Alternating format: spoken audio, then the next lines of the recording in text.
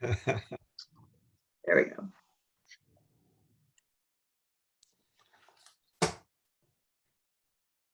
It's recording. All right. So thanks for having this conference, Ashley. The property is 1089 Acres Lane, and the clients are Roger and Carissa Lee. We are proposing to replace the existing single-family home with a new single-family home. And there's a couple of accessory improvements and redesigns that go along with that. I'll have Ned take you through this. We also have Azure DeSleicher on the call. Azure, as you know, is the coastal engineer for the project. And she'll be able to explain some of the proposals for marine structures. I'm not sure what I'm explaining, Kristen, but but I'm here. Asher, if you could just once Ned's done walking through the plans, if you could just explain the dock and any other modifications. I can't get it to work. Okay. Are proposed, that would be helpful. Or if there's any questions, at least Azure, you'll be able to answer them. No problem. Okay, so Ned, do you want to walk through the site plans? Yes. Hi, Ashley. Nice to meet you. So this is the location here. This is Orienta Avenue, and 9 Acres is one of those little finger streets off the end of Orienta, and this is at the end of the street. I have the actual survey, but we have just a copy of the survey on our site plan here. So the existing conditions are, there's an existing single family home, and this is a house on the property on the end of the cul-de-sac. And then where you see the seawall wrapping around here, this is essentially where the site projects into the water with homes on either side. And the original home, I think, was from the 1960s. We actually did major alterations to it 22 years ago. So it's a house that we designed, but now we're replacing it with a new house. So I'll quickly run through what we think are the kind of the regulations and whatnot that come with the site, with a description of the proposal, and then I'll try and do that quickly so you can ask whatever questions you want. So the site is an R20 zone. We're going to be fully compliant with all of that in terms of, this is actually showing the new house here with the setbacks and whatnot. We'll be fully compliant in terms of all the setbacks. The FAR allowed is about 12,300, and we're going to be under that. The coverage is about just under 16,000 square feet, and we'll be under that. And the height allowed is 35 feet from average grade, and we'll be under that, just under all those things. The 100-foot buffer zone for the village is kind of a light line here, but you can see these arcs from the water here. Most of the property is within the 100-foot buffer zone. Do you know where the floodplain is? Or... Yes, getting to that. Oh, sorry. No. The next thing that I'm going to switch back to here just because it's probably easier to see in this one. So the lines here.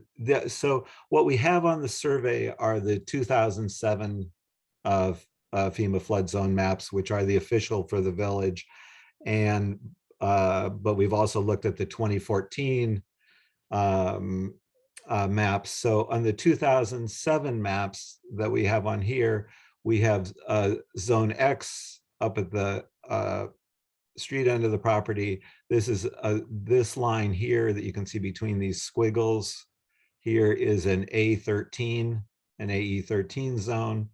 And this band across here is a V14 zone.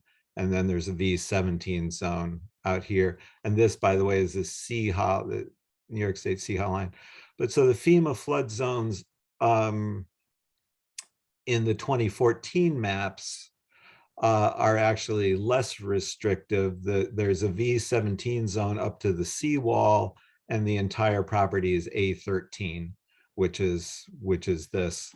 So they found the floodwaters in Sandy didn't come quite as high as they thought or whatever. But in any case, we're fully compliant with both maps and whatnot. The house, the lowest level of the proposed house is elevation 15. So we have the proper freeboard above the A13, above the A13 zone. And within the flood zones, we'll, per Village of Mamaroneck, will have zero net fill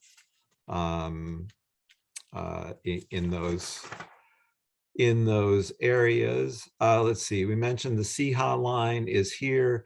The current, the pre-existing pool from the 60s is actually straddles the CHA line.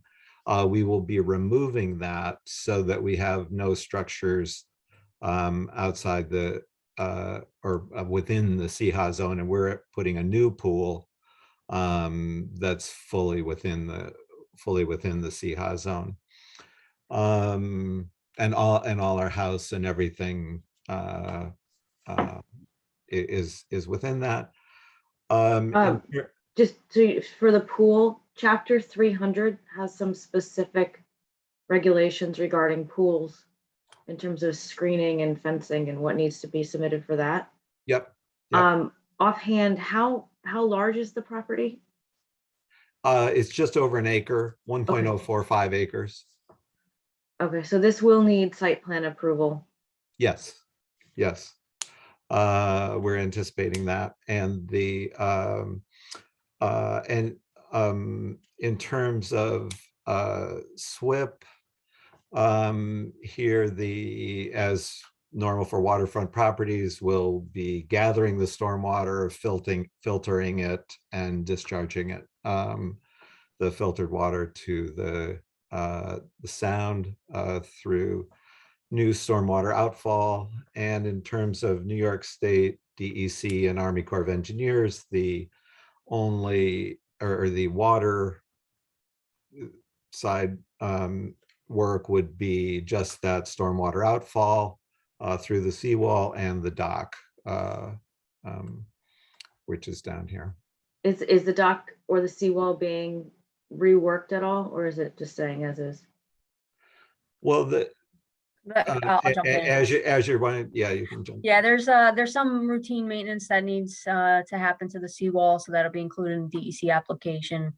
And to the best of our knowledge, the existing dock that has historically been there for probably at least 20 years may have never been permitted. Okay. So we're essentially going to DEC with, kind of starting from scratch. Right now, the dock has been seasonally removed from the site. So with the timing of the DEC application, it would be as if we're seeking a new dock. Okay, I'm just going to Actually, Ned, can I just ask Azure one point of clarification with the CHA, just Yeah. so we're all on the same page here, to remove the pool? Yes, that will also be included in our application. Any Okay.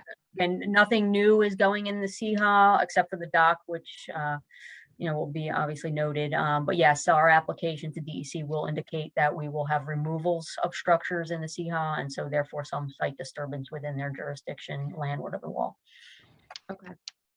Thank you. Okay, so that's kind of the quick regulatory overview, and I'm going to just kind of very quickly go through the project, and then so this is, as I say, this is the existing house here. This is our new proposed house here. Actually, just going to skip. So the main floor is essentially at street level. There's about a story difference between the street level and the grade at the rear of the property. So this is now rotated 90 degrees from so the street is here and the water is at the top of the page here. But essentially they're the normal living spaces, living room, dining room, kitchen, mudroom, den, office, and a little guest wing. The house is kind of designed, it's a fairly good sized house, but it's actually kind of designed as 5 little pieces to keep the scale of it more modest. But so living spaces on the main floor. On the, oops, meant to go the other way. On the lower floor, which opens out to the backyard and the pool and the water grades. So there's a kind of family room, playroom, exercise, and some porch spaces down at this level. And there's a garage over here. And at the upper level, there's some bedrooms and offices. The upper level is actually relatively small. And then this, just sort of quickly, this is what it looks like. This is actually not the current driveway design that was a little earlier, but essentially there's two low one-story spaces in the front, a little guest place in the mud room. This is a carport here, and then the three main blocks here with the kitchen, the living room, and the den in it from the street. This again isn't the final landscaping. This is just, you know, a view of this. I'll show you the landscaping in section. From the yard side, the lower level is walk out on the yard side. And so you have the bedroom level and the main level and the lower level. We're calling it a modern farmhouse. If you like names of things. And then I wanted to show you the, so it's kind of, and then on as our landscape plan is developing here, actually, here, I'll show this. So here's the house that you just saw in the architectural plans, and there's a driveway, forecourt in the front, and driveway that goes down to the lower level to this garage here, and then pool and plantings in the back there. And the other sheet was just our calculation of coverages showing that we're under our coverage. We're probably going to need more landscaping on the southern property line here. Because one of the requirements for the pool is that it be fully screened from neighbors by landscaping. Yeah, it actually will show up on the survey a little more. There's actually a dense existing screen wall along this whole property line, and in fact along this wrapping the three sides where the neighbors are. There is already dense screen planting on all three sides that we're even adding to. Okay, so having some photos of that when you file your application, so it's clear. Will do.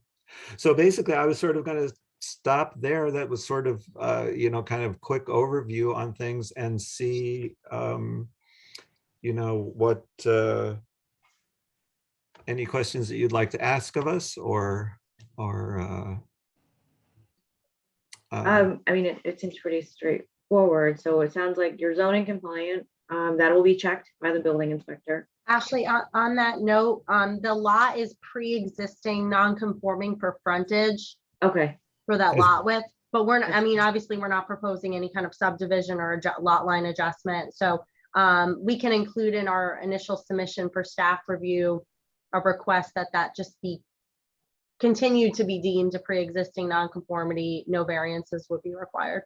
Yeah, I think when you submit, if you have a full zoning table that goes through all of the compliance issues, that would be helpful. And yes, and flagging that. Okay. As pre-existing. Yeah, right, because it's on the cul-de-sac, it's, you know, it's a 75-foot frontage. Right, if you were asking for a subdivision, then it would be an issue. But, right. It's going to need planning board. It's going to need wetland. It's going to need site plan and wetland permit approval from the planning board. It's going to need harbor coastal review, and it's going to need BAR review. Yep. And so we'll need marine structures and consistency from harbor coastal. Yeah. Right. Okay. And if you may want to start with DEC and Army Corps before, so you have some of their feedback by the time you get to the boards here.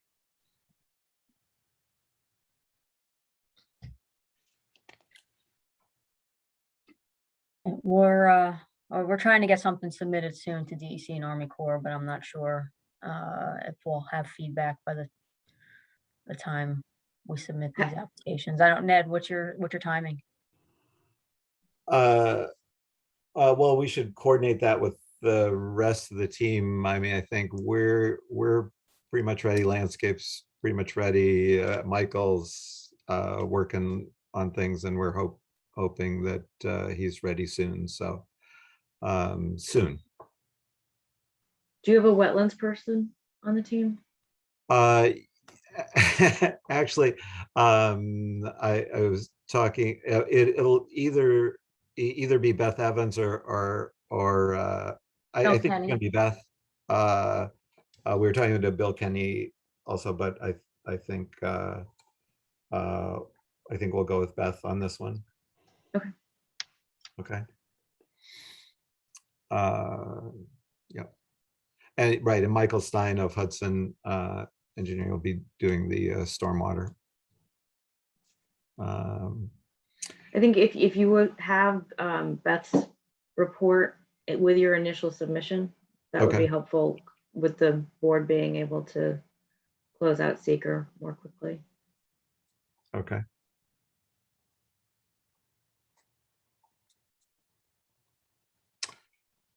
Oh, yep.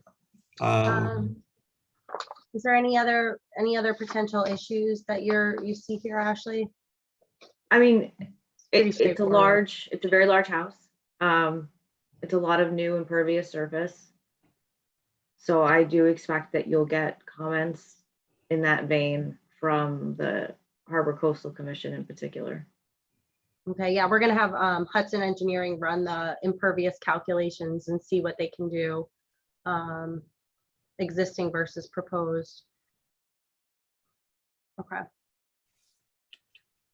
All right, Azure, do you have any other questions? I don't think you would, but No, I'm good. I believe the routine maintenance to the seawall is gonna fall under the amount that would be required for a marine structures permit from Harbor Coastal, although we'll need one for the dock. You'll need one for the dock. So you might as well just do it all together. So you want us to include the seawall reconstruction in that? Or do you want us to claim that that part is exempt?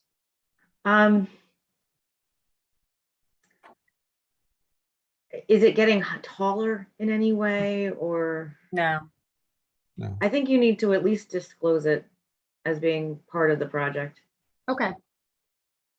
And Azure, if we could just have like that estimate from you, I'll include that. And So then we if can close it in. if you want to make the argument that it's exempt, then I think you should include your reasons why in your cover letter or Okay, your application, and call it directly to the village code.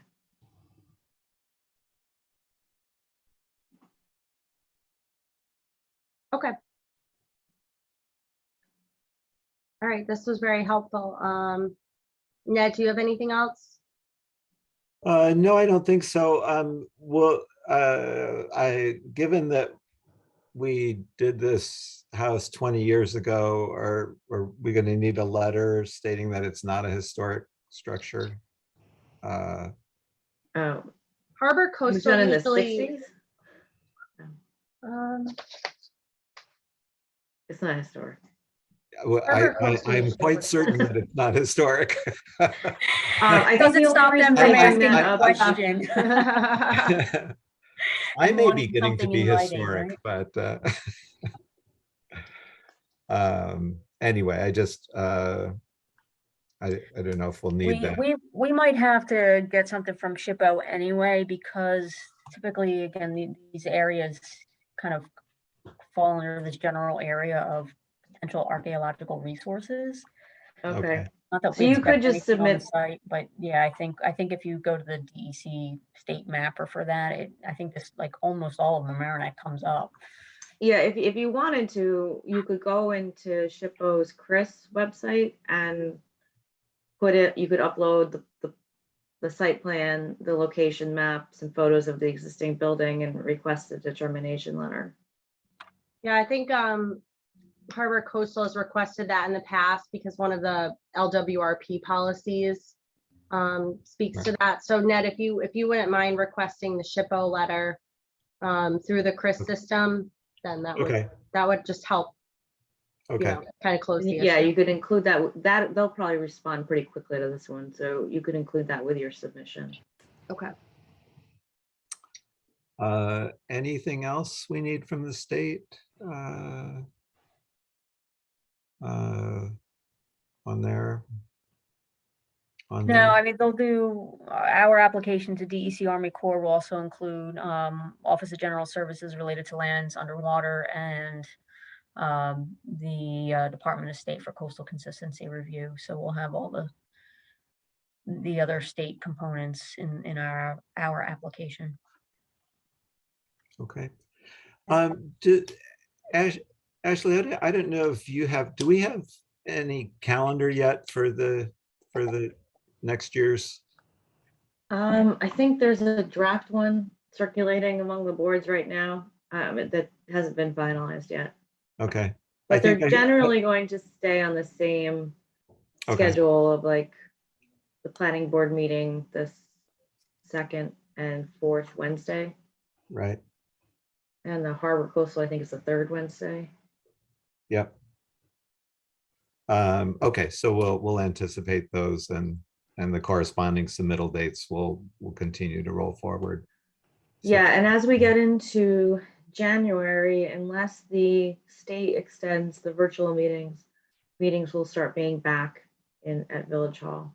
Oh, really? Okay. Wow. It's a new We're era. hopeful that the state will extend it. Yeah, right. I'm Yeah. with you. Especially Those with of us who the, drive all over the state for meetings. the longevity of some of those boards too. We're on the same page. Okay.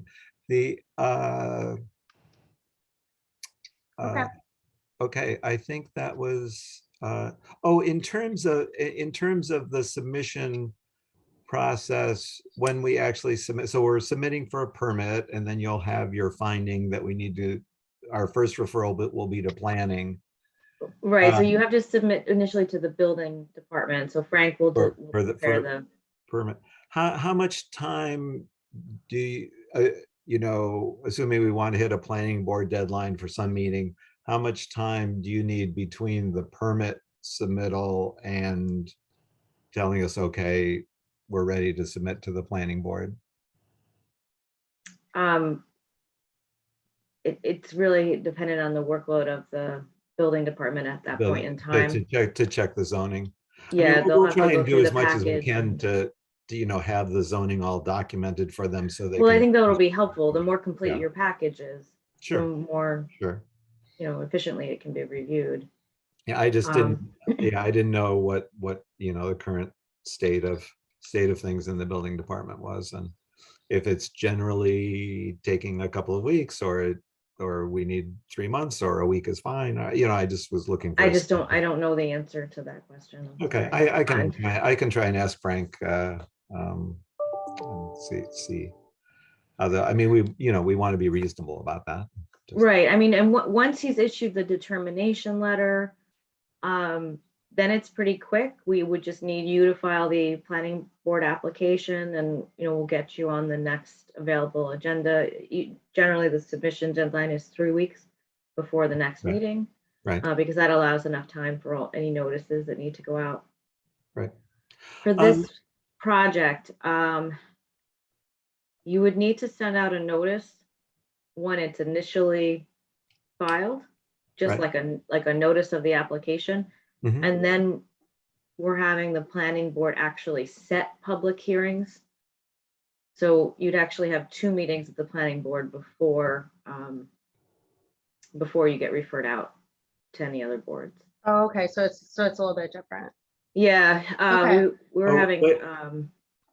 issues with things getting noticed that didn't need to be noticed, and this is Right, one way to make okay. it Yes, I'm running Clear. into that right now in another project. quick. So our office will plan on handling the public notices, like we typically do, and Ashley I'll have one of our paralegals work with you on that.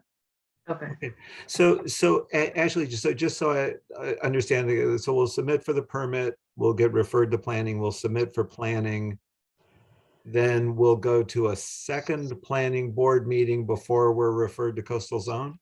Right, so your first meeting with the planning board will be to type the action under seeker.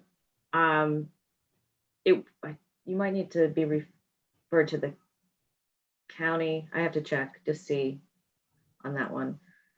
Well, Or- we'll be exempt under this, so. Okay. Then at that first meeting, the planning board would set the public hearing for the wetland permit. So the Okay. next meeting you go to, the planning board would open the public hearing. Depending on the level of comments received, they'll either continue it or close it.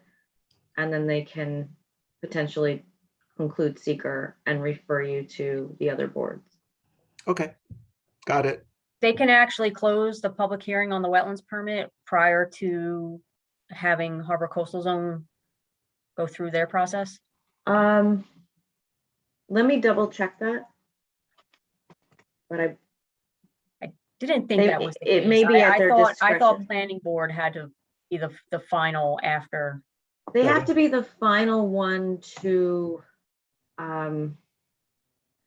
they have to be the final board that an application comes to. I mean, another way to do it is to just have you go to the planning board, have them, and refer to it at the first meeting, and then have you come back to have a public hearing set later. That's another option. That's typically what they've done in the past. Yeah, Okay. Like they type the action and then they also do a completeness review on the application materials and refer it to Harbor Coastal. that's what we've had before. But Okay. it's up to staff what the recommendation is. Yeah, I mean, right now we're trying to improve the process. If you thought that worked better in the past. I think it works better only because the second meeting, there's not going to be much to discuss. Yeah, I think that makes sense. What we're trying to just not do is that what was happening for a period of time was as soon as applications were received by the planning board, they were immediately noticed for public hearing. And that caused, so we're not doing that anymore. But if you wanted to go to Harbor Coastal and then have your public hearing, we can, I don't see any issues with that. Okay. Okay.